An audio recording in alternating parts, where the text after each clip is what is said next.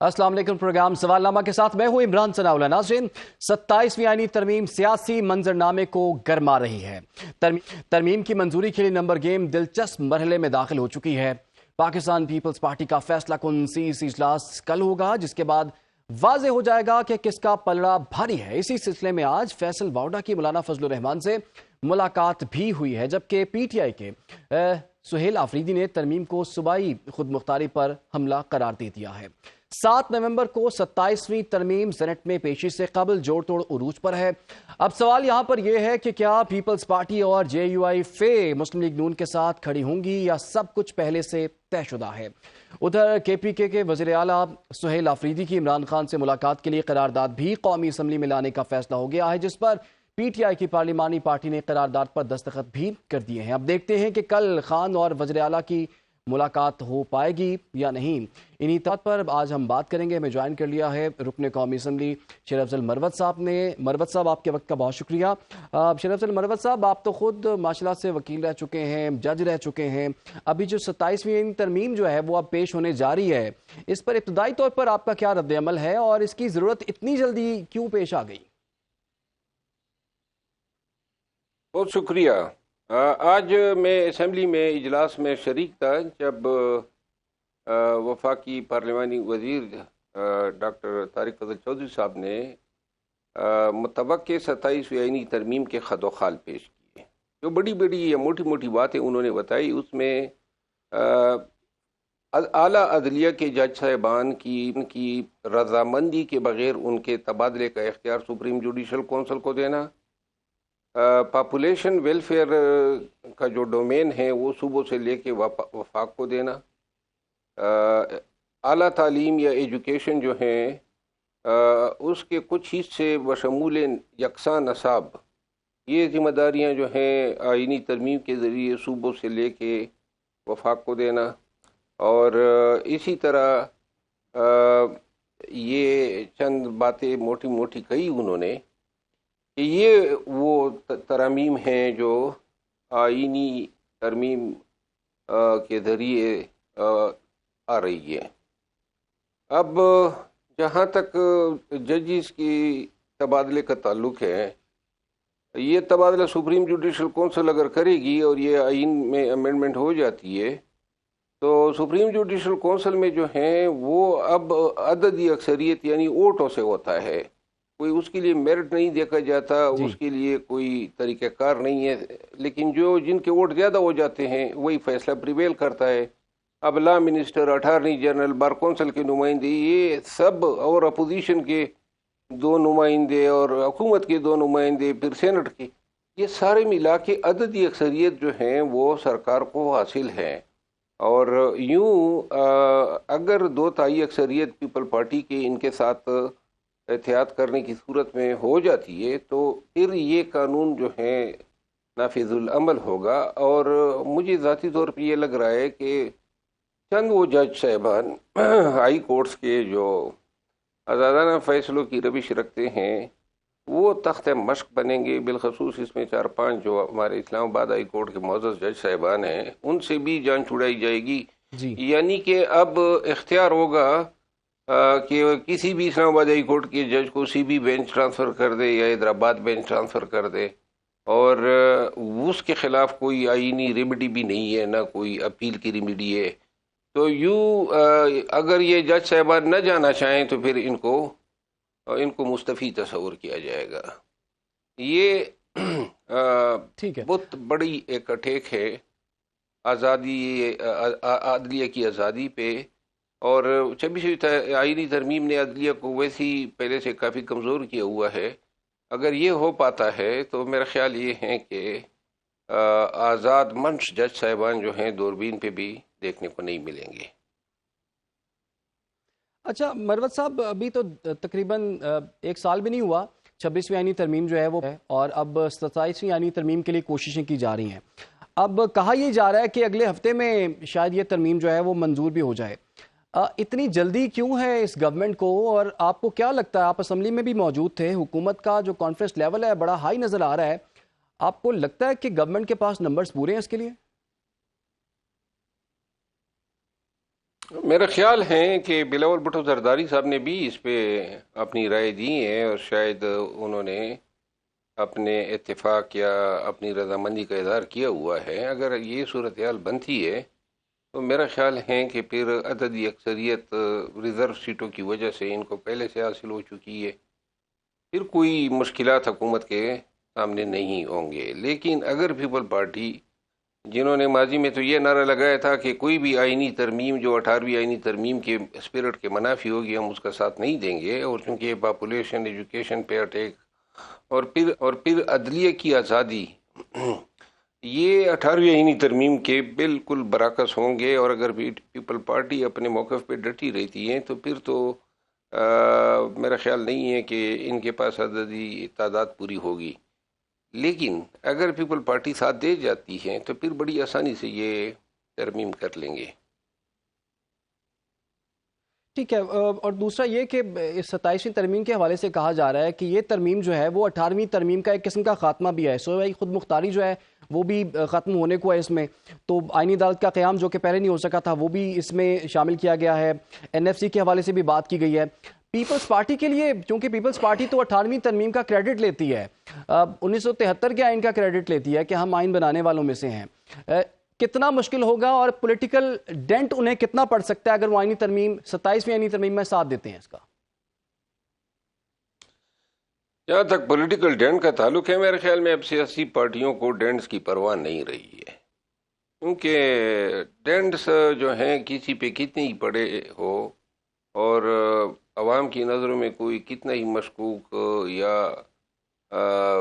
ٹکرایا گیا ہو، یہ اب معنی نہیں رکھتے ہیں، کیونکہ جب تک فارم 47 کا مسئلہ ریزالو نہیں ہوتا ہے اور سیاست اور الیکشن جو ہیں اسی طریقہ کار کے تحت ہوتے ہیں، تو پھر تو سیاسی پارٹیاں جو ہیں ان کو عوام کی خوشنودی کی ضرورت ہی نہیں ہے۔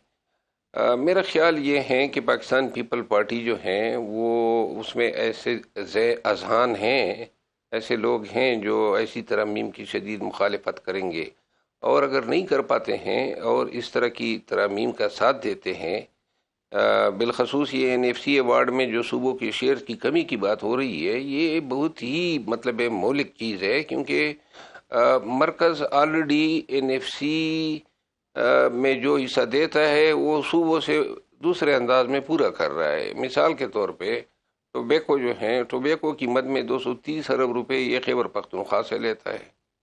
اب 230 ارب روپے جو ہیں وہ اگر این ایف سی کا ایوارڈ نہ بھی ملتا، اپنے ہی پیسے جو ہیں کے پی کے پاس سالانہ یہ رہ جاتے، تو کے پی جو ہیں کافی مستفید ہو سکتا تھا۔ میرا خیال یہ ہے کہ شاید اتنا ظلم نہیں کر پائیں گے، اور این ایف سی میں شیئرز کی کمی بھی نہیں ہوگی، اور جہاں تک آئینی عدالت کا تعلق ہے تو آئینی عدالت تو اب آلریڈی بن چکی ہے۔ آئینی عدالت جو ہیں وہ خود مختار ہیں، آزاد ہیں، اس کا اپنا طریقہ کار وضع ہو چکا ہے، اور میرا خیال یہ ہے زیادہ سے زیادہ اگر انہوں نے اس کو علیحدہ کورٹ بنا کے دینا ہے تو پھر بلڈنگ کی ضرورت ہوگی۔ باقی تو for all practical purposes constitutional matter جتنے ہوتے ہیں وہ تو آئینی بینچ کے سامنے جا رہے ہیں۔ ہاں، البتہ اگر اس کا اطلاق صوبوں میں یعنی ہائی کورٹس پہ کیا جائے، جہاں کہیں کہیں پہ نظر آ رہا ہے، اور اس طرح کانسٹیٹیوشنل بینچز صوبوں میں بھی بنائے جائے، تو میرا خیال یہ ہے کہ فی الوقت عوام اور اپوزیشن پارٹیاں ان اقدامات کو انتہائی شکوک کے ساتھ دیکھ رہی ہے، کیونکہ ان آئینی بینچوں نے جو ہے ہر وہ فیصلہ کیا ہے جس سے حکومت کو معاونت ملے، اور کوئی بھی فیصلہ آج تک ایسا نہیں ہوا ہو جو پاپولر ہو، جو پبلک ویل بینگ میں ہو، یا کسی اپوزیشن پارٹی کی کسی فرد کو ریلیف ملا ہو۔ تو یوں اس سے جو ہے مزید نظام انصاف جو ہیں وہ اس پہ گرفت مستحکم ہوگی، اور زیادہ ججز کو انسینٹیوائز بھی کیا جا رہا ہے کہ جی عمر 70 سال ہو جائے گی، تو اس کا مطلب یہ ہے کہ یہ جو نظام ہے یہ ان کی 5 سال عمر بڑھانے سے گویا وہ 5 سال مزید اس نظام کو دوام بخش رہے ہیں، اور آگے بھی اگر کوئی جج ریٹائر ہوں گے تو وہ بھی انہی کے تو فیلانے ہیں، تو لہٰذا اپنے ہم خیال جج صاحبان کو ایلیویٹ کرنا کوئی اتنا مشکل کام نہیں۔ صحیح۔ اچھا مروت صاحب، کچھ سیاست کی بھی بات کر لیتے ہیں کہ ہم دیکھ رہے ہیں کہ پاکستان تحریک انصاف کی جو پرانی قیادت ہے، فواد چودھری صاحب، عمران اسماعیل صاحب، محمود مولوی صاحب، یہ ملے ہیں شاہ محمود قریشی صاحب سے، اور یہ لوگ کہتے ہیں کہ ہم دیگر جماعتوں سے بھی ملیں گے، حکومت کے وزراء سے بھی ملیں گے، مولانا سے بھی ملیں گے، مقصد یہ ہے کہ درجہ حرارت کو کم کیا جا سکے اور عمران خان کی رہائی میں کوئی رول پلے کیا جا سکے۔ اب جو نئی قیادت ہے وہ کہتی ہے کہ یہ تو صرف اپنا چورن بیچ رہے ہیں، چونکہ آپ بھی ڈائیلاگ کے حامی رہے ہیں اور آپ نے بھی ایک کوشش وغیرہ کی ہے، آپ کو کیا لگتا ہے کہ یہ لوگ اپنے مقصد میں کامیاب ہو سکیں گے، اور کیا آپ بھی ان کے ساتھ مل کے یہ جدوجہد کر سکتے ہیں؟ دیکھیے، میری رائے تو تھوڑی سی جو ہے پی ٹی آئی کی سوچ سے مختلف ہے۔ میں ہمیشہ سے اس خیال کا حامی رہا ہوں کہ پاکستان تحریک انصاف سے جن لوگوں کو نکالا گیا یا جن سے پارٹی زبردستی جبر کے زور پہ چھڑوائی گئی، اس میں شاید ان لوگوں کا اتنا قصور تو نہیں ہے۔ اگر کوئی آدمی جو ہے سیاسی لیڈر ہوتا ہے تو اس کی تربیت مار سینے کی تو نہیں ہوتی ہے، تو لہٰذا جتنے 99% لوگ جو ہیں یا بلیک میل ہوئے ہیں یا ان سے زبردستی چھڑائی گئی ہے جبر کے زور پہ، تو میرا خیال ہے کہ ان کو پھر فردر یہ سزا دینا کہ جی بس ٹھیک ہے آپ نے چھوڑ دی ہیں تو ہماری طرف سے بھی تمت بالخیر، یہ ڈبل پنشمنٹ ہوگی۔ اور ویسے ہی انصاف کا تقاضا یہ ہے کہ آپ ہر ایک کو موقع دیں، ان کو سننے کے بعد فیصلہ کریں۔ اور پارٹی میں جو ہیں 2018 کے بعد سے لے کر آج تک کوئی بندہ آیا نہیں ہے، کوئی بھی نام کوئی نہیں بتا سکتا ہے نیا آدمی۔ یہ سندھ کے سابق گورنر زبیر صاحب آنا چاہتے تھے تو ان کی بھی تصدیق اڑائی گئی۔ جتنے لوگ گئے ہیں یا نکالے گئے ہیں یا جا چکے ہیں اپنی مرضی سے، ہر ایک کے جانے پہ جو ہے رقص و سرود کیا گیا، ہر ایک نے خوشی منائی پی ٹی آئی کے اندر، کیونکہ پی ٹی آئی سمجھتی ہیں کہ ان کی کمپٹیشن جو ہے وہ اپنی ہی لوگوں سے ہیں۔ اور اور یہ جو لوگ ہیں اس میں کوئی شک نہیں ہے، سیاسی بصیرت والے لوگ ہیں، تجربہ کار ہیں، نشیب و فراز دیکھے ہوئے ہیں، تو لہٰذا اگر یہ لوگ اس وقت میں خان کا ساتھ دینا چاہتے ہیں تو ان کا ساتھ لینے میں تو کوئی حرج نہیں ہونا چاہیے۔ باقی جب خان صاحب باہر آ جائیں گے تو خان صاحب فیصلہ کر لیں گے، لیکن انہوں نے اگر اپنے تئیں از خود امداد کی پیشکش کی ہے، مدد کی پیشکش کی ہے، اس کو ٹکرانا نہیں چاہیے، کیونکہ پارٹی کو میرا خیال ہے سب سے اہم مسئلہ جو آج درپیش ہیں وہ ہے اندرونی انتشار کا، اندرونی اختلافات کا، اور اس سے جان تبھی چھٹکارا یہ پا سکیں گے جب یہ خود کو بھی اپنی صفحے بھی ٹھیک کر لیں گے اور جو پہلے سے نکالے گئے ہیں ان لوگوں کو بھی احترام اور عزت سے واپس لیں۔ یعنی کہ آپ اپریشیٹ کر رہے ہیں ان تمام لوگوں کی ایفرٹ کو، اور آپ کہتے ہیں خان صاحب آپ کے لیڈر ہیں تو آپ خود بھی پارٹیسپیٹ کر سکتے ہیں اس ایفرٹ میں؟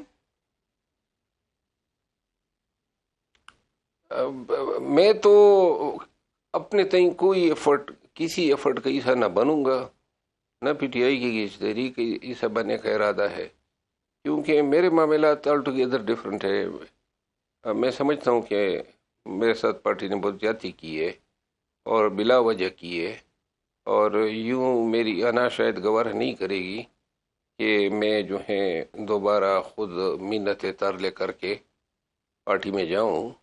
ہاں، البتہ جس وقت پارٹی کو تکلیف کے وقت ضرورت ہوگی تو اس وقت پہلے میرے ساتھ بات چیت کریں گے، جو ہوا ہے اس کا ازالہ، تو اور اس کے مروت بعد صاحب آپ نہیں سمجھتے کہ خان صاحب کو آپ جیسے دوستوں کی زیادہ ضرورت ہے اس وقت، اور آپ نے کوئی ایفرٹ نہیں کی، کوئی کوشش نہیں کی ان سے ملاقات کی اب تک؟ دیکھیے، میں آپ کو عرض کروں نا، میں خان صاحب کے پاس گیا تو یہ لوگ ان کے ساتھ اس روز بیٹھے ہوئے تھے، اور مجھے باہر سپرڈنٹ جیل نے بتایا کہ خان صاحب آپ سے ملنا نہیں چاہتے ہیں۔ میڈیا پہ یہ خبریں چلی، تو لہٰذا میں اگر خان صاحب کے پاس ملنے گیا تھا تو خان صاحب کی کسی تحریک کی بات کرنے گیا تھا، کسی جدوجہد کی بات کرنے گیا تھا، میں وہاں سے کچھ اپنے لیے مانگنے تو نہیں گیا تھا۔ اور اگر یہ صورتحال اس طرح ہوتی ہے، پارٹی میں لوگ ایسے تکبرانہ ذہن کے ہیں، تو ان لوگوں نے تو جو پارٹی میں یہ آج تقسیم ہو رہی ہے، یہی لوگ تو ذمہ دار ہیں۔ اور میرا خیال ہے کہ پارٹی کو اسٹیبلشمنٹ نے، حکومت نے، کسی ایجنسی نے اتنا نقصان نہیں دیا ہے جتنا اپنے لوگوں نے اس انتشار، تفریق اور لوگوں کے ساتھ بغض رکھ کے ان کے خلاف فیصلے کروائے ہیں. اس نے بالکل مروت صاحب، اس سے تو پارٹی کو بڑا نقصان ہوا ہے، لیکن آپ کی بڑی پارٹی کے لیے خدمات ہیں، کراؤڈ پولر کے طور پر جانے جاتے ہیں اور آپ کی بڑی ایفرٹس ہیں اس پارٹی کے لیے، لیکن پارٹی نے بہرحال آپ کے ساتھ اس طرح سے وہ سلوک نہیں کیا. کچھ سہیل آفریدی کی بھی بات کر لیتے ہیں، وہ بڑا مومنٹم گین کر رہے ہیں اور جلسوں کے حوالے سے، اور کیا امکانات موجود ہیں اسلام آباد کی طرف وہ مارچ کریں گے اور اس نومبر میں وہ کوئی احتجاجی ریلی کی قیادت کرتے ہوئے، مارچ کی قیادت کرتے ہوئے اسلام آباد کا رخ کر سکتے ہیں، اور کیا انہیں کرنا چاہیے؟ لیکن میری ذاتی رائے ہے کہ سہیل آفریدی صاحب کو شاید اس انڈرسٹینڈنگ کے تحت لایا گیا کہ وہ احتجاج کی سیاست پہ عمل پیرا ہوں گے اور اسلام آباد لاکھوں لوگوں کو لائیں گے. یہ بنیادی محرک تھا ان کے تبادلے کے پیچھے. اور جو زمینی حقائق ہیں وہ مجھے یہ بتا رہے ہیں کہ شاید پی ٹی آئی کے لیے نومبر میں کوئی بھی ایسی کوشش کرنا کچھ بہت ہی زیادہ مہلک ثابت ہو سکتا ہے، کیونکہ 26ویں آئینی ترمیم، 27ویں آئینی ترمیم، پارلیمنٹری لیڈر، اپوزیشن لیڈرز کی ڈسکوالیفیکیشن، سزاؤں پہ سزائیں، یہ تمام چیزیں، اور پھر 26 نومبر کے واقعات، پھر ٹی ایل پی کے واقعات، یہ چیزیں اب یہ نشاندہی کر رہے ہیں کہ ریاست حکومت نے جو ہے کوئی احتجاج کے لیے کوئی راستہ دینا نہیں ہے. تو لہٰذا ان کو بھی واضح نظر آ رہا ہے، اور احتجاج کرنا جو ہے یہ گولیوں کے استعمال اور اس ڈر اور خوف کی فضا میں تھوڑا مشکل ہو گیا ہے. ایک تو ٹرانسپورٹ نہیں ملے گی، کیونکہ جس ٹرانسپورٹ پہ last time P T I 24 نومبر کو ادھر پہنچی تھی، وہ ٹرانسپورٹ آج تک غائب ہے. لوگ جو ہیں گاڑیاں نہیں دیں گے. پھر جو لوگ مر گئے ان کے ورثاء آج بھی ہلکے کے MNAs کے پیچھے پڑے ہوتے ہیں کہ آپ کی وجہ سے ہمارے لوگوں کی جانیں گئی. اور اگر یہ ہو جاتا ہے تو ان سے بعید نہیں ہے کہ کانسٹیٹیوشنل ڈیڈ لاک قرار دے کے صوبے میں ایمرجنسی نافذ کر دیں، اور یوں جو ایک آخری قلعہ رہ گیا ہے کے پی کی شکل میں، یہ حکومت بھی ان سے چلی جائے. میرا خیال ہے یہ وہ تمام حقائق ہیں جن کی وجہ سے شاید اب کی قیادت. اور مروت صاحب یہ بھی بتائیے گا، ویسے فیصل واڈا صاحب نے تو یہ کہہ دیا ہوا ہے آج کہ جی اگر انتشار پھیلایا تو ٹی ایل پی کی طرح پی ٹی آئی پر بھی پابندی لگ سکتی ہے. آپ کو لگتا ہے یہ موقع آئے گا اور پی ٹی آئی جو ہے وہ کوئی انتشار یا احتجاج سے گریز کر جائے گی اس دفعہ؟ لیکن ٹی ایل پی پہ تو کوئی پابندی لگی نہیں ہے نا. پابندی صرف سپریم کورٹ لگا سکتی ہے، وہ تو ابھی میٹر سپریم کورٹ کیا ہی نہیں ہے. باقی ٹی ایل پی پہ بھی اگر یہ انہوں نے ریفرنس بھیجا ہے، مجھے نہیں نظر آ رہا ہے کہ سپریم کورٹ جو ہے ان حالات میں، کیونکہ یہ پابندی کے لیے ضروری ہے آرٹیکل 17 سب آرٹیکل 2 کے تحت کہ اس پارٹی نے ریاست پاکستان کی ساورنٹی اور اس کی انٹیگریٹی کے خلاف کام کیا ہو. لہذا اندرونی احتجاج کرنا، حکومت کے خلاف احتجاج کرنا، مینڈیٹ پہ احتجاج کرنا، یہ پاکستان کی سالمیت اور پاکستان کی خود مختاری کے خلاف جنگ نہیں ہے. تو لہٰذا یہ مشکل ہوگا حکومت کے لیے. ٹھیک ہے جی، سپریم کورٹ سے. ٹھیک ہے، بہت بہت شکریہ آپ کا شیر افضل مروت صاحب. اہم معاملات پر بات کر رہے تھے اور خاص طور پر 27ویں آئینی ترمیم کے حوالے سے بھی گفتگو کی اور پاکستان تحریک انصاف کی طرز سیاست پر بھی بات کی. آنے والے دنوں میں پاکستان تحریک انصاف کہاں کھڑی ہوئی ہے، کتنی پولیٹیکل سپیس انہیں مل پائے گی، اور جس کے لیے وہ ایفرٹ کر رہے ہیں بانی چیئرمین پی ٹی آئی کی رہائی کے لیے، کیا احتجاج سے راستہ نکلے گا یا پھر عدالتوں سے کچھ ریلیف آنے والے دنوں میں مل سکتا ہے، نہیں مل سکتا. 27ویں ترمیم میں پی ٹی آئی کیا رول پلے کرے گی؟ پہلے تو بیان سامنے آ چکا ہے کہ اسے مسترد کرتے ہیں، لیکن 26ویں آئینی ترمیم میں بھی انہوں نے کچھ ڈرافٹ کو دیکھا تھا، کچھ پلاننگ کی تھی اور کچھ شکوں پر وہ مان بھی گئے تھے. اس کے بعد مولانا کو چھوڑ کے وہ چلے بھی گئے. بہرحال آگے بڑھتے ہیں جی، اس سے پہلے ایک چھوٹی سی بریک. آپ لوگ ہمارے ساتھ رہیے. Welcome back. ملک میں اس وقت 27ویں ترمیم کی گونج ہے. وکلا برادری جس کے ایک مخصوص گروپ کی جانب سے 26ویں آئینی ترامیم پر تحفظات کا اظہار کیا جا رہا تھا، یہ معاملہ تو آئینی بینچ کے سامنے ہے، لیکن اب 27ویں ترمیم سے عدالتوں، ججز کے اختیارات، نئی عدالتوں کے قیام کی باتیں کی جا رہی ہیں. ان باتوں میں کتنی حقیقت ہے؟ اگر عدالتوں کے حوالے سے کوئی ترمیم کی جاتی ہے تو اس پر وکلا برادری کا کیا موقف ہے؟ 27ویں آئینی ترمیم میں اگر وکلا سے سفارشات مانگی جاتی ہیں تو ان کی جانب سے کیا سفارشات جو ہیں وہ پیش کی جائیں گی؟ ابھی ہم اس حصے میں بات کریں گے انہی معاملات پر. ہمیں جوائن کر لیا ہے ماہر قانون حافظ احسان کھوکھر صاحب نے. حافظ صاحب کو ویلکم کریں گے پروگرام میں. اس کے ساتھ ساتھ سابق ایڈوکیٹ جنرل اسلام آباد جہانگیر جدون صاحب بھی ہمیں جوائن کر چکے ہیں، ان کو بھی خوش آمدید. حافظ صاحب آپ سے آغاز کرتے ہیں. حافظ صاحب وہ ٹویٹ تو آپ نے دیکھ لی ہوگی بلال بھٹو زرداری صاحب کی, پھر اب کچھ پوائنٹس جو ہیں منظر عام پر ویسے ہی آ چکے ہیں. اوور آل اگر دیکھا جائے تو 27ویں آئینی ترمیم کے نکات پر ابھی تک کی کیا رائے آپ کی؟ بسم اللہ الرحمن الرحیم. عمران, جو ابھی تک آپ کے سامنے جو چیزیں آئی ہیں اس کے اندر میں سمجھتا ہی ہوں کہ پچھلے 15 سال کے اندر جو 2 میجر امینڈمنٹس آئی ہیں اور کچھ پاکستان کی جو گراؤنڈ ریالٹی ہے with reference to law and order, یا اس کے بعد آپ کا جو ہے relations with the neighbouring countries جو ہے جس کی ایک ہاسٹیلٹی ہے, تو 15 سال کے اندر کافی چیزیں جو ہیں وہ نئی آئی ہیں. یعنی کہ اگر 18th امینڈمنٹ کو آپ دیکھ لیں تو 2010 کے اندر آئی تو بالکل آپ نے جو ہے ایک شفٹ کیا, آپ نے کانکرنٹ لسٹ جو ہے اس کو ایبالش کر دیا, یا اس کے بعد NFC ایوارڈ کے اندر جو تھا آپ نے فیوچرسٹک جو ہے اس پہ جانے کی بجائے جو ہے آپ نے صرف ڈویژنز کے اوپر چلے گئے کہ جی سینٹر اور پروونسز کا اتنا آئے گا. یا اس کے بعد یہ ہے کہ یکدم آپ نے جو ہے اگر کانسٹیٹیوشن میکرز نے 1973 کے اندر ایک لسٹ بنائی تھی کہ ایک فیڈرل لیجسلیٹو لسٹ ہے, یہ کانکرنٹ ہے, تو جب آپ نے اس کو کانکرنٹ کو بالکل ہی ایبالش کر دیا تو اس کے بعد ایک گورننس کا ویکیوم تو ڈیفینیٹلی آیا ہے. اور اس ویکیوم کے اندر آپ یہ دیکھیں کہ پیپلز پارٹی کے دور کے اندر ہی جب 18th امینڈمنٹ آئی جس میں ایجوکیشن ہیلتھ سارے ڈیوالو کیے گئے, تو آپ کے ملک کے اندر ایپیڈیمکس آیا, یہ انٹرنیشنل ڈونر ایجنسیز کی کوآرڈینیشن سی, یا آپ کے ملک کے اندر ڈرگ لاس پہ بات تھی, تو پھر اسی پیپلز پارٹی کے دور کے اندر جو ہے آپ کو جو ہے وہ منسٹری آف ہیلتھ جو ہے وہ بنائی گئی. اس کے بعد پھر یہ تھا کہ آپ نے کافی سارے ڈپارٹمنٹس جو تھے وہ ڈیوالو کر دی, لیکن آج بھی جو ہے تقریباً 52 کے قریب منسٹریز ڈویژن جو ہے فیڈرل گورنمنٹ کے اندر کام کر رہی ہیں. اس کے بعد جو اگلی جو امپورٹنٹ چیز تھی وہ یہ تھی آپ کی article 140A of the constitution کہ جی ڈیولوشن ہے, اور اس کا ٹرکل ڈاؤن ایفیکٹ جو آئے گا کہ جب فیڈرل گورنمنٹ سے یا سینٹر سے پروونسز نے اپنی پارز کو لیا, اور اس کے بعد پھر اگلا جو تیسرا ٹیئر تھا جو پولیٹیکل ایڈمنسٹریٹو یا فائنینشیل اٹانومی تھی وہ آپ کو ڈسٹرکٹس کے اندر نہیں آئے گا. تو ایک ویکیوم جو تھا وہ 10-12 سال کے اندر 15 سال کے اندر آپ نے دیکھا کہ اگر لا اینڈ آرڈر کی سچویشن ہے تو پروونس کہتا ہے کہ میرا یہ انڈیپینڈنٹ اختیار ہے, سینٹر اگر جانا چاہتا ہے تو وہاں کے اوپر کہا جاتا ہے کہ جی آپ کا وہ رول نہیں ہے, یا سینٹر کچھ کرنا چاہتا ہے تو پروونس کہتا ہے کہ یہ ہماری جو اتھارٹی ہے یا پروونشل اٹانومی ہے اس کے اندر ہے.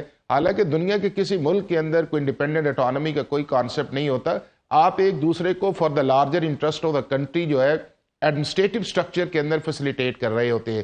انڈیا نے 1949 کے اندر امینڈمنٹ کانسٹیٹیوشن بنایا, 106 امینڈمنٹس آ چکی ہیں, اور ان کی 2 میجر امینڈمنٹس جن کا میں آپ سے ذکر کرنا چاہوں گا. ایک یہ ہے کہ 1976 کے اندر انہوں نے سینٹر کو پار دینے کی کوشش کی کہ جی ہم نے کس طرح کرنا ہے. دوسرا اسی کانسٹیٹیوشن کے اندر انہوں نے کہا کہ اگر پروونسز کو آپ نے باؤنڈریز کو چینج کرنا ہے, یا یونین لسٹ جو ان کی 3 لسٹیں ہیں اس کے اندر اگر آپ نے امینڈ کرنی ہے تو آپ کو سمپل میجورٹی چاہیے. پھر 92 کے اندر انہوں نے پنچایت اور وہ اپنا لوکل گورنمنٹ سسٹم لے کے آئے. تو گیون سچویشنز کے اندر چیزیں جو ہیں ان کو پارلیمنٹ کر سکتی ہے, اور یہ دنیا بھر کی پارلیمنٹ جو کرتی ہیں, کسی جگہ 2/3 اکثریت ہے, کسی جگہ سمپل میجورٹی ہے, کسی جگہ 3/4 ہے. لیکن چونکہ پاکستان کے کانٹیکس کے اندر یہ ہے کہ ہم ہر چیز کو پولیٹیسائز کر دیتے ہیں, باوجود اس چیز کے کہ ہمیں ریئلائز ہوتا ہے کہ یہ چیزیں جو ہے اس سے آگے چیزیں بڑھی جا سکتی ہے. جس طرح کانسٹیٹیوشنل کورٹ کی طرف 26ویں آئینی ترمیم ساری پولیٹیکل پارٹیز اس پہ تھی, لیکن یہ ہے کہ جب بننے کی بات آئی تو انہوں نے کہا ہم اس میں نہیں جائیں گے, کانسٹیٹیوشنل بینچ میں جائیں گے. اور آپ نے دیکھا کہ 1 سال کے اندر سپریم کورٹ کے اندر کتنی انٹرنل جوڈیشل پالیٹکس آئی کہ سپریم کورٹ کے ججز ایک دوسرے کے خلاف آرڈر کر رہے ہیں, اور آج بھی جو جوڈیشل سٹیبلٹی ہے وہ پاکستان کی سپریم کورٹ میں نہیں ہے جو ہونی چاہیے. اسی طرح جو 18th امینڈمنٹ کا آیا کہ اگر اتنا ہی اچھا تھا تو 2010 سے 2025 تک جو ہے وہ دوسری دفعہ آپ کا NFC ایوارڈ بھی نہیں بنا. یا اس کے بعد یہ ہے کہ گورننس کے ایشوز بھی آپ دیکھ لیں, ویزا بس کوآرڈینیشن جو ہے. تو میں یہ سمجھتا ہوں کہ اگر ان پولیٹیکل پارٹیز کو آف دا کیمرہ آپ پوچھیں گے تو ساری وہ چیزیں کہیں گے, چونکہ یہ گورنمنٹ کے اندر رہتے ہوئے ان کو فیلنگز ہے, یہ احساس ہے کہ یہ وہ ایڈمنسٹریٹو ایشوز ہیں جن کو کانسٹیٹیوشنلی ایڈریس ہونا ضروری ہے. تو انہی کی طرف جو 5-6 آپ کی طرف چیزیں گئی ہیں جس کے اندر بڑا اہم نقطہ آپ نے اٹھایا ہے. اور جیسے کہ آپ نے 18ویں آئینی ترمیم کی بات کی ہے تو اس میں تو بڑی زبردست ایکسرسائز ہوئی تھی, اور ہم نے دیکھا تقریباً 1 سال 10-11 مہینے جو ہے وہ ڈسکشن چلتی رہی, 100 اجلاس ہوئے, اس میں سیکریسی بھی رکھی گئی اور گفتگو بھی چلتی رہی, اور اظہر ربانی صاحب جو ہیں وہ ہر میٹنگ کے بعد میں آ کے میڈیا کو کچھ پوائنٹس بتا بھی دیا کرتے تھے. لیکن جدون صاحب یہ ایکسرسائز ہم نے 26ویں آئینی ترمیم کے وقت نہیں دیکھی, اب 27 میں بھی کوئی ایسی ایکسرسائز نظر نہیں آ رہی, اور نظر یہی آ رہا ہے کہ شاید, اور ذرائع بھی یہ بتا رہے ہیں کہ 1 ہفتے میں پاس ہو جائے گی. جب ڈسکشن ہی نہیں ہوگی, اب ہر بندے کے پاس, ہر پارٹی کے پاس ڈفرینٹ ڈرافٹ ہوگا, تو شکوک و شبہات تو ہوں گے پھر. بہت شکریہ. دیکھیں جو پارلیمنٹ ہے وہ اگر سوورن پارلیمنٹ ہے تو اس کے پاس مکمل اختیار ہوتا ہے کہ وہ آئین کے اندر ترمیم بھی کر سکے, لیکن آئین کی ترمیم کا مقصد جو ہے وہ پبلک انٹرسٹ ہونا چاہیے کہ لوگوں کے مفاد عامہ کے لیے آپ کو ترمیم کر رہے ہیں, لوگوں کو رول آف لا کو آئین پہ عملداری کے لیے ترمیم کر رہے ہیں.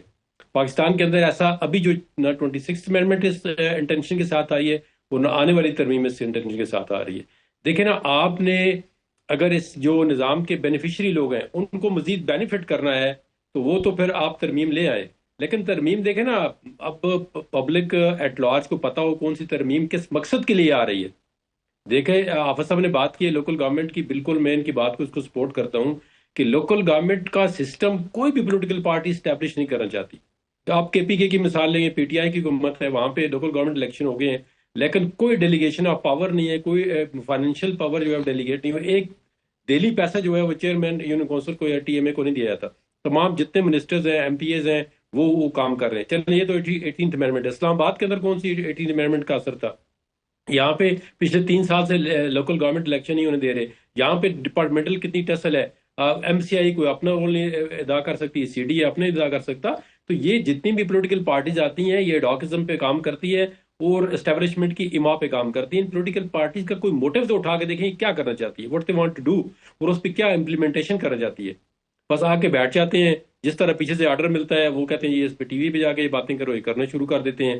اب لوکل گورنمنٹ پنجاب کے اندر لیکن سندھ کے اندر کوئی لوکل گورنمنٹ جو ہے بیس آف ڈیموکریسی ہے, جہاں پہ گراس روٹ لیول پہ ڈیموکریسی کو ڈیولپ کریں, لیڈرشپ آتی ہے. لیکن یہاں پہ تو وہ نظام ہی نہیں, یہ لانے نہیں دیتے. کوئی M N A M P A کسی بھی پارٹی کا لوکل گورنمنٹ سسٹم اسٹیبلش نہیں ہوتا. اب ایم این اے کا یہ کام ہے کہ وہ گلی کی جا کے نالی کی صفائی کروائے, یا وہ گلی کو پختہ کرائے, یا وہ وہاں پہ سینیٹیشن کا کام کرائے, یا جو ہے وہ پائپنگ وہاں پہ لگوائے. یہ نہیں ہے. اب آپ جتنے دیکھیں ایم این اے جو ہے وہ کہتے ہیں جی گیس کا پائپ لگوا رہا ہوں, یہ نلکا لگوا رہا ہوں. بھائی آپ پارلیمنٹ آپ لیجسلیشن کریں, لیجسلیشن جو کرتے ہیں وہ کدھر اور سے ہو کے آ جاتی ہے, اور ان کو لگایا ہوئے اس کام پہ جی آپ یہ فنڈ لے لیں, آپ فلانی ترقیاتی کام کروا لیں. باقی ان کے پلے جو ہے وہ کچھ بھی نہیں ہے. آج کسی ایم این اے کو پوچھیں نا, آپ کو پتہ ہے ترمیم کون سی آ رہی ہے اور کس مقصد کے لیے آ رہی ہے, وہ آپ کو کیا جواب دے گا؟ اس کے پاس کوئی, ایون گورنمنٹ کے منسٹروں کو پوچھے تو وہ ایک سے ایک. اب یہ تو بلاول بھٹو نے ٹویٹ کر دیا, ورنہ کسی کو پتہ نہیں چلتا 27th امینڈمنٹ جو ہے وہ کیا آ رہی ہے. یہ دیکھیں ایسی چیزیں جب آئین کے اندر آپ ترمیم کرتے ہیں تو آپ بعض ترمیم ایسی سوچ رہے ہیں کہ جو آئین کا آپ نے ڈھانچہ ہی تبدیل کر دیا. مولانا صاحب بھی یہ کہتے ہیں کہ انہیں بھی نہیں پتا, جب شکیں آئیں گی تو اس پہ پھر بتائیں گے. وہ بھی ایک خاص مقصد کے لیے لا رہے ہیں نا, تو وہ جو ہے بالکل تباہی ہے, وہ اس نظام کو اور جو ہے وہ خراب کر دے گا.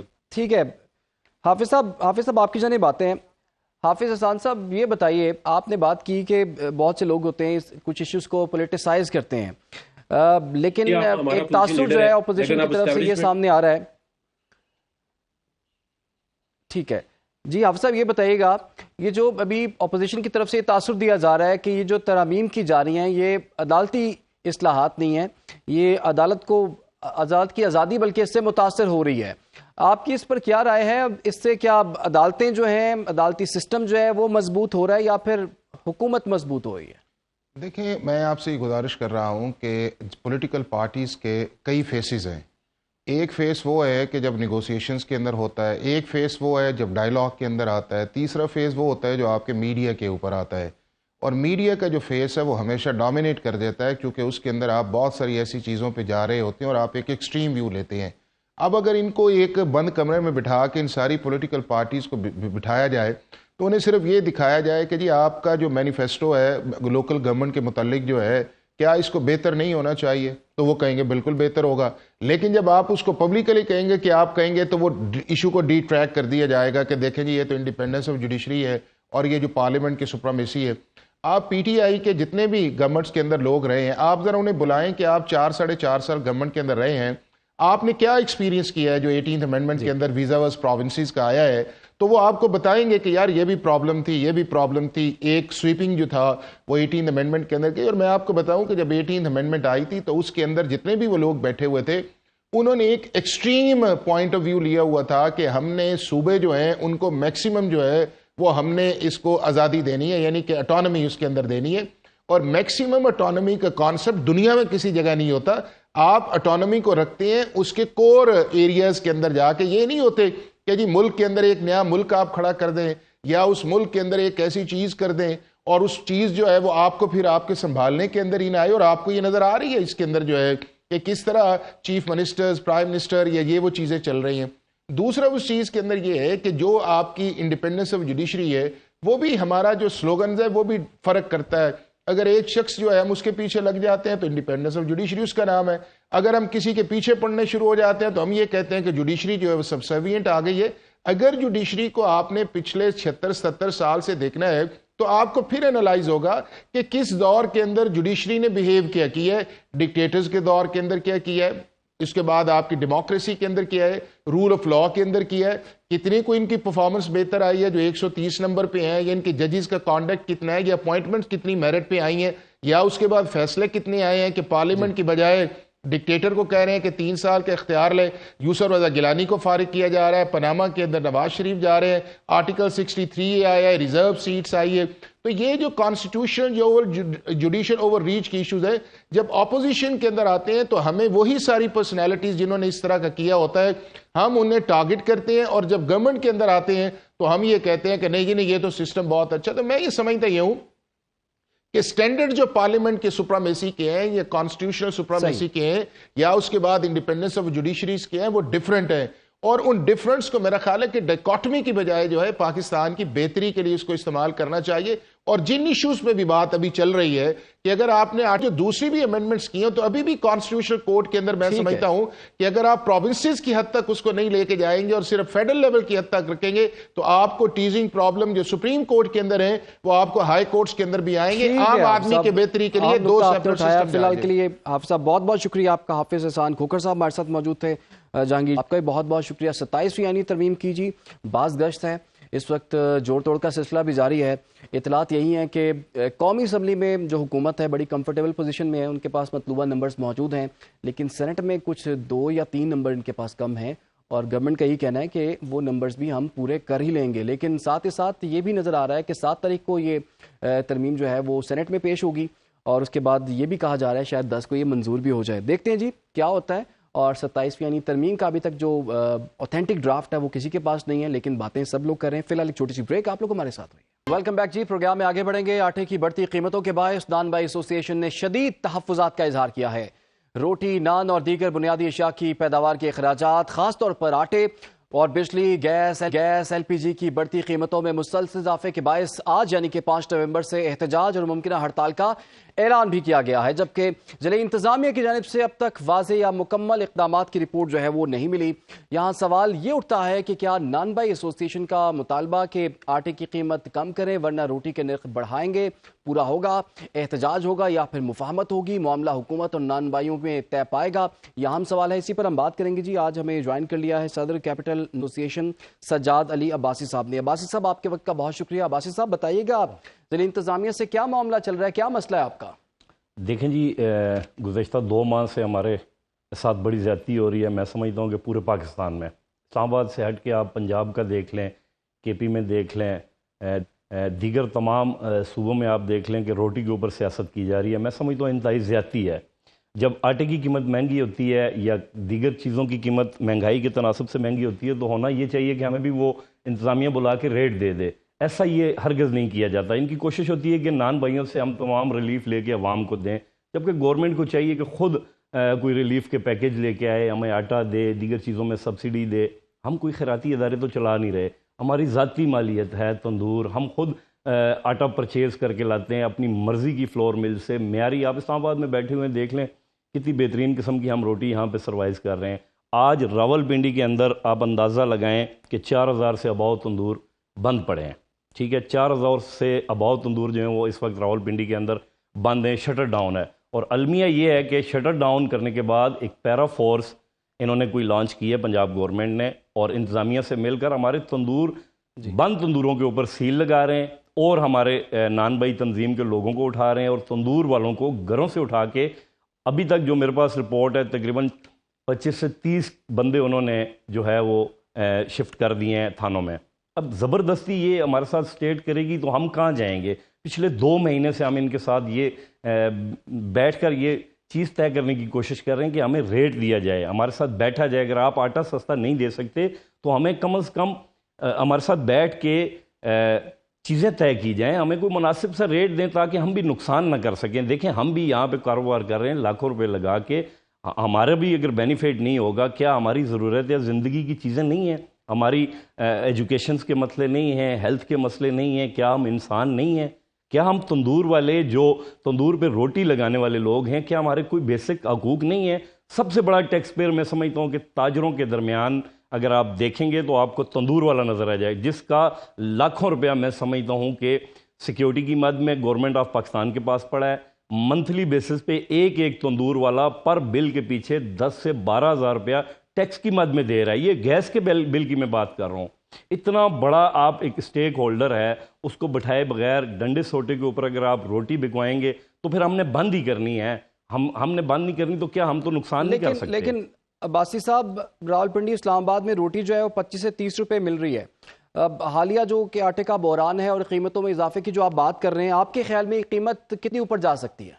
دیکھیں جی, اسلام آباد کے میں آپ کو بتاتا چلوں کہ پچھلے تقریباً 1.5 مہینے سے ہم نے اسٹے لیا ہوا ہے ہائی کورٹ سے اسٹے ملا ہے. جب سے ہمیں اس وقت سے آج تک ہم نے جو روٹی کا ریٹ ہے وہ بڑھایا ہوا ہے, کیونکہ اسٹے اسی لیے لیا ہے کہ ہم اس ریٹ پہ روٹی نہیں دے سکتے. جو ہمارے پاس 18 روپے کا نوٹیفیکیشن تھا گورنمنٹ کی جانب سے, جب آٹا مہنگا ہوا ہے 5500 کی بوری جب 10-11 ہزار روپے کی ہمیں ملے گی تو ہم کس حساب سے, ایسی تو کوئی میں سمجھتا ہوں کہ میتھ ہی نہیں ہے, ایسا تو کوئی سسٹم ہی نہیں ہے, ایسا کوئی فارمولہ ہی نہیں ہے کہ ہم 5500 کی بوری لے کے سمجھ آ رہی ہے کہ ہم 18 روپے کی دے رہے تھے. اب وہی بوری آٹے کی جو ہے وہ 10,000 روپے کی لے کر 18 کی نہیں دے سکتے. ہم نے ہائی کورٹ سے رجوع کیا, ہمیں وہاں سے ریلیف ملا, اسٹے چل رہا ہے. انتظامیہ آج تک سنجیدہ نہیں ہے اسلام آباد کے معاملات کو دیکھنے میں.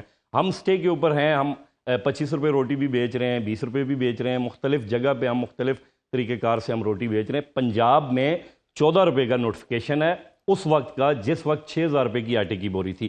آج بھی پنجاب گورنمنٹ ان کو سختی سے یہ کہہ رہی ہے کہ روٹی کے اوپر جو ہے کوئی کمپرومائز نہیں ہے, کیونکہ روٹی جو ہے ہماری سی ایم پنجاب صاحبہ کی جو ہے وہ ریڈ لائن بنی ہوئی ہے. اب ہماری سمجھ سے باہر ہے کہ ان کے جو مشیر ہیں یا ان کے جتنے بھی دیگر وزراء ہیں ان کو یہ نہیں سمجھا سکتے کہ میڈم 6,000 روپے کی بوری تھی تو 14 روپے کی تو سمجھ آ رہی تھی, اب 11,000 10,000 روپے کی آٹے کی بوری ہے.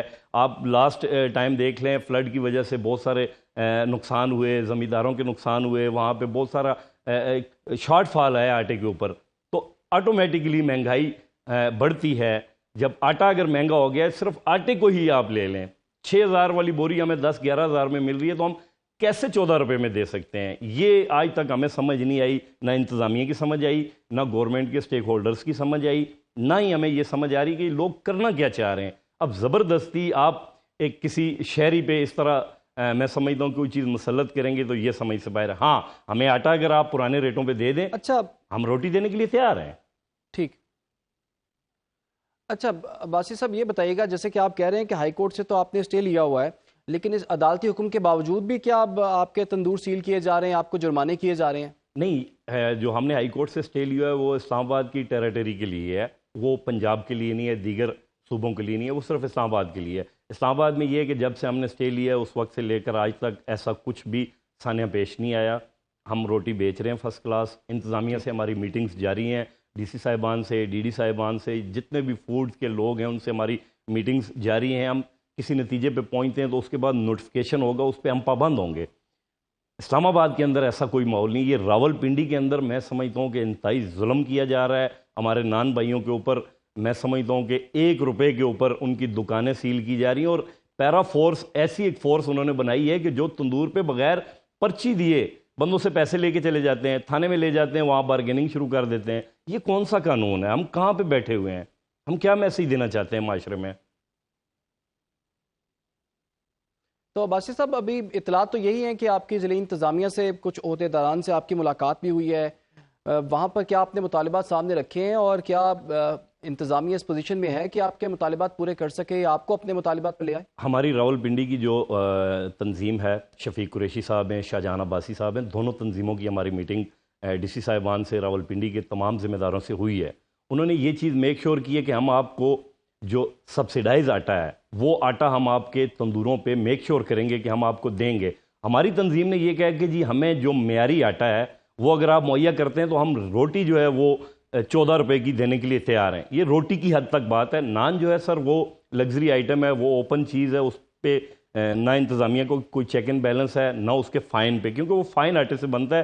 یہ جو پتیرا آٹا ہے، لال آٹا، اس کے اوپر ہم پابند ہیں. ان کے ساتھ جو ایس او پیز طے ہوئی تو انہوں نے کیا کیا، یہ سائیڈ ایریوں سے جب ضلع بندی ہوئی تھی تو دکانیں جو آٹا انہوں نے ضلع بندی کے دوران پکڑا تھا فوڈ والوں نے، وہ انہوں نے اپنے گودام میں ڈپ کیا اور وہاں پہ جا کے تندور والوں کو کہا کہ جی یہ اٹھا کے آپ اس کو اپنے تندوروں پہ بیچیں. حالانکہ انتہائی غیر معیاری آٹا اور انتہائی لو کوالٹیز کی ملوں کا آٹا تھا جو نہ پکانے کے قابل نہ کھانے کے قابل. ہم تو اپنے کاروبار اس وجہ سے بند کرنے پہ مجبور ہوئے کہ انتظامیہ نے ہمیں یہ جھانسا دیا کہ ہم آپ کو معیاری آٹا دیں گے. معیاری آٹا وہ نہیں دے سکے. اس آٹے کے نام پہ ہم سے پھر زبردستی روٹی بھجوانے کی کوشش کی گئی تو پھر اس کے بعد مجبوراً ہمیں شٹر ڈاؤن کرنا پڑا. اچھا یہ بتائیے کہ اس وقت آپ کو آٹے کی بوری جو ہے وہ کتنے کی مل رہی ہے، اور سیلاب سے پہلے آپ کو کتنے کی مل رہی تھی؟ سر اس وقت جو آٹے کی بوری کی قیمت ہے وہ 10,000 روپے ہمارے پاس پہنچتی ہے. ایکس مل ریٹ جو ہے وہ 9,500 9,300 سم تھنگ ملوں کا اپ ڈاؤن ہوتا ہے 150 روپے کا. جب وہاں سے مڈل مین لے کے آتا ہے ہماری دکان کے اوپر، ظاہر ہے اس میں کیریج پڑتا ہے، اس نے بھی اپنا 100-200 روپے رکھنا ہوتا ہے، وہ ہمیں تقریباً 10,000 سم تھنگ میں پہنچتی ہے. سیلاب سے پہلے یہی آٹے کی بوری ہمیں 5,500-6,000 روپے میں پہنچتی تھی ہمارے تندور کے اوپر، جس وقت ہم 14 روپے کی راولپنڈی اور پنجاب میں اور 18 روپے کی اسلام آباد میں روٹی دے رہے تھے. اب اندازہ لگا لیں کہ 4,000 روپیہ ایک بوری کے پیچھے آٹا مہنگا ہو گیا ہے. پھر تندوروں پہ گیس ہے نہیں پورے پاکستان میں، LPG لگی ہوتی ہے ہر تندور پہ، گیس کی لوڈ شیڈنگ ہے. اور میں سمجھتا ہوں کہ بلا وجہ انہوں نے لوڈ شیڈنگ کی ہوئی ہے. گیس بھی ان کے پاس ہے، دیتے نہیں ہیں، تندور والے کو نہیں دیتے گیس. وہاں پہ پتہ نہیں کون سا انہوں نے سسٹم لگایا ہوا ہے، لوڈ شیڈنگ کر دیتے ہیں. LPG وہ مہنگی، ہم کہاں جائیں؟ ہمارے لیے تو کاروبار کرنا بڑا مشکل بن چکا ہے. ہم تو بڑے اس وقت مشکل حالات میں جا رہے ہیں. گورنمنٹ کے ساتھ تعاون کرنا چاہتے ہیں مگر گورنمنٹ نہیں چاہتی کہ یہ ہمارے ساتھ بیٹھ کے کوئی تعاون کریں یا ہمارے ساتھ بیٹھ کے اس معاملات کو آگے چلائیں. تو ابھی یہ بتائیے کہ مزید کن کن شہروں میں اس وقت ہڑتال کی جا رہی ہے، یا یہ مسئلہ صرف اسلام آباد اور راولپنڈی کی حد تک ہے؟ اس وقت راولپنڈی، ضلع راولپنڈی کے اندر ہڑتال ہے. اور یہ بھی میں آپ کو بتاتا چلوں، اگر آنے والے 1-2 دنوں میں اس معاملے کو سنجیدگی سے نہ دیکھا گیا تو میں بڑے آپ کو وثوق کے ساتھ کہہ رہا ہوں، اٹک سے لے کر کم از کم اٹک سے لے کر چکوال تک پہلے فیس میں ہم پورا یہ پنجاب بند کریں گے. اگلے فیس میں ہم پورے پنجاب کو، اٹک سے لے کر پہلے فیس میں ہم نے یہ اٹک سے لے کر جہلم تک بند کرنی ہے، دکانیں جتنی بھی ہے، روٹی کی سپلائی بند کرنی ہے. اگلے فیس میں ہم نے پورے پنجاب کو اس کی زد میں لانا ہے. ہاں اگر پھر بھی ہمارے ساتھ انتظامیہ ذمہ دار سنجیدگی سے نہیں بیٹھیں گے تو پھر آنے والے دنوں میں ہماری بھی ہائی کورٹ میں ڈیٹ ہے. اگر ہمیں یہاں سے ریلیف مل جاتا ہے عدالت کے تھرو ویل اینڈ گڈ، نہیں ملتا تو پھر ہم اسلام آباد والے بھی شٹر ڈاؤن کریں گے. چابیاں جا کے ہم انتظامیہ کو جمع کروا دیں گے. ہم کوئی اور کام کر لیں گے، کھیتی باڑی کر لیں گے. ہم ویسے بھی پہاڑی علاقے کے لوگ ہیں، کھیتی باڑی سے بڑے خوش ہوتے ہیں. تو باسط صاحب آپ یہ بتا رہے ہیں اسلام آباد راولپنڈی کی مثال تو آپ نے دے دی ہے، کیا باقی شہروں میں کوئی مسئلہ نہیں ہے؟ وہاں پر آٹا جو ہے اس قیمت پہ مل رہا ہے جو کہ ان کو چاہیے اور وہاں پر ریٹ کا کوئی ایشو نہیں ہے؟ سر لاہور میں ہمارے جو ذمہ دار ہیں آفتاب اسلم گل صاحب جو صدر ہیں، ان سے ہمارا رابطہ ہوا ہے. انہوں نے یہ کہا ہے کہ جی ہمارے تو لاہور میں زیادہ تر پکتا ہی نان ہے، نان اوپن ہے، وہاں پہ نان 30 روپے کا دیا جا رہا ہے. روٹی بہت کم پکتی ہے وہاں پہ. اور وہاں پہ یہ ہے کہ لاہور میں جو پنجاب کی ملیں ہیں ان کو تو گندم کی، وہاں پہ جو مل والوں کو گندم ملتی ہے وہ بھی کنٹرول ریٹ پہ مل رہی ہے اور معیاری آٹا بھی دے رہے ہیں ان کو، وہ سروائز کر لیتے ہیں. پنجاب میں المیہ یہ ہے، پنڈی میں المیہ یہ ہے کہ یہاں پہ ملیں جو ہیں زیادہ تر موسٹلی اسلام آباد کی حدود میں آتی ہیں. I9 جتنا بھی ہمارا انڈسٹریل ایریا ہے وہاں پہ آتی ہیں. وہاں پہ سچویشن یہ ہے کہ برانڈڈ ملیں ہیں، وہ آٹا بہترین قسم کا معیاری بناتی ہیں. کیونکہ اسلام آباد کی ٹیریٹری میں جتنا بھی آٹا استعمال ہوتا ہے آپ جا کے دیکھ سکتے ہیں، ہمارے معیار دیکھ سکتے ہیں، ہمارے تندور کا آپ سسٹم دیکھ سکتے ہیں، تمام چیزیں آپ چیک کر سکتے ہیں. پھر روٹی کا آپ معیار دیکھیں گے، پنجاب کی بنسبت آپ کو اسلام آباد کی روٹی اتنی معیاری اور اتنی بہترین ملے گی. اس کی مین وجہ یہ ہے کہ ہمیں آٹا بڑا اچھا ملتا ہے یہاں پہ، جو ہم خود پرچیز کرتے ہیں پرائیویٹ. اس سرکاری آٹے سے تو نہ آپ روٹی کھا سکتے ہیں. میں اوپن چیلنج کر رہا ہوں، سرکاری آٹا جتنے بھی افسران ہیں، جتنے بھی حکومتی ذمہ دار ہیں، یہ گھر لے کے جائیں. دوسرے دن یا آٹا گھر میں رہے گا یا یہ لوگ گھر میں رہیں گے. نہیں تو لاہور میں کیا سرکاری آٹا ہے یا معیاری آٹا ہے؟ لاہور میں سرکاری آٹا معیاری کر کے دیا جا رہا ہے. لاہور کے اندر سرکاری آٹے کو معیار کے ساتھ دیا جا رہا ہے. یہاں پہ جو پنڈی جہلم سے لے کر اٹک تک جو ہے یہاں پہ ٹوٹل لوکلز ملے ہیں. اسلام آباد کے اندر جو اچھی ملے ہیں وہ سرکاری نہ ان سے کوٹا لیتی ہیں، نہ ان کو سرکاری آٹا دینے کی پابند ہیں، نہ دے سکتی ہیں. میٹنگ میں بیٹھ کے انہوں نے یہ چیز انڈرسٹینڈ کی تھی کہ جی ہم دینے کے لیے تیار ہیں، آپ ہمیں لسٹ دیں، ہم آٹا دیں گے. پہلے دن ہی انہوں نے جا کے یہاں پہ جو ہمارے گودام ہیں سرکاری فوڈ والوں کے، وہاں پہ جو انہوں نے پکڑی ہوئی گاڑیاں تھیں بارڈروں سے پکڑی گئی ہیں، چاہے وہ اٹک سے پکڑی گئی ہیں، چاہے وہ جاری کس سے پکڑی گئی ہیں، چاہے وہ ٹول پلازا سے پکڑی گئی ہیں جو آٹا ترسیل ہو رہا تھا دیگر صوبوں میں، وہاں سے پکڑا ہوا مال انہوں نے یہاں پہ جب اس کی نیلامی کی ہے، اس نیلامی کے مال کو ہمارے تندوروں کے اوپر وہ دے رہے تھے. انتظامیہ یہ چاہتی ہے کہ ہم گورنمنٹ کو بھی خوش رکھیں اور ان کو بھی راضی رکھیں. یہ کوئی طریقہ کار نہیں ہے کہ ہمیں میں سمجھتا ہوں کہ راول پنڈی کے اندر جو شہریوں کو ایک قسم کا غیر معیاری آٹا دے کر ان کے بچوں کے ساتھ، ان لوگوں کی زندگیوں کے ساتھ کھیلنا، یہ انتظامیہ کے لیے یہ بھی بڑا سوالیہ نشان ہے. انتہائی غیر معیاری آٹا، میں اس کی اگر آپ کو رپورٹ آپ کہیں میں وہ بھی بھجوا سکتا ہوں، میں وہ آٹا بھی بھجوا سکتا ہوں. کوئی بندہ اگر دیکھ کے یہ کہہ دے کہ یہ کھانے کے قابل ہے یا یہ آٹا ہے تو پھر. اچھا، آپ چونکہ صدر کیپٹل نان بائی ایسوسی ایشن ہے، دیگر شہروں میں، دیگر صوبوں میں کوئی ایسی اطلاع آپ کے پاس ہے؟ کراچی میں کس طرح کی کوالٹی مل رہی ہے آٹے کی اور وہاں پر کیا ریٹ ہے؟ اور آپ کا راولپنڈی کا لاہور سے اور پھر اس کا کراچی سے یا پشاور سے کیا کمپیریزن ہے؟ دیکھیں جی، کراچی میں یہ ہے کہ کراچی والوں کو یہ ایڈوانٹیج ہے کہ راجن پور بالکل باؤنڈری پہ ہے، وہاں سے ان کو جو گندم ملتی ہے. کراچی میں جو گندم کا ریٹ نکلا ہے وہ گورنمنٹ نے اناؤنس کیا ہے 3500 روپیہ، 3800 روپیہ.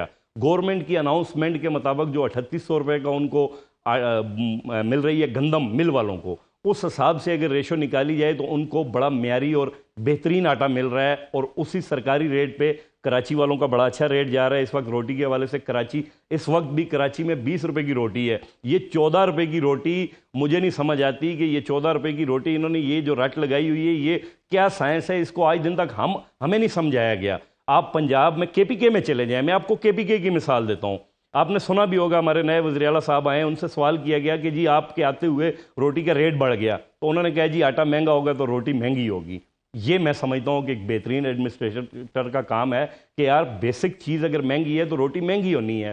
انہوں نے جب دیکھا، انہوں نے رپورٹ طلب کی، سہیل افریدی صاحب نے، کے پی کے میں ہمارا ریٹ 20 روپے کا ہے، 80-85 گرام روٹی کا ریٹ کے پی کے میں 20 روپے کا ہے سر، اور 160 گرام جو روٹی ہے وہ 40 روپے کی کے پی کے میں دی جا رہی ہے.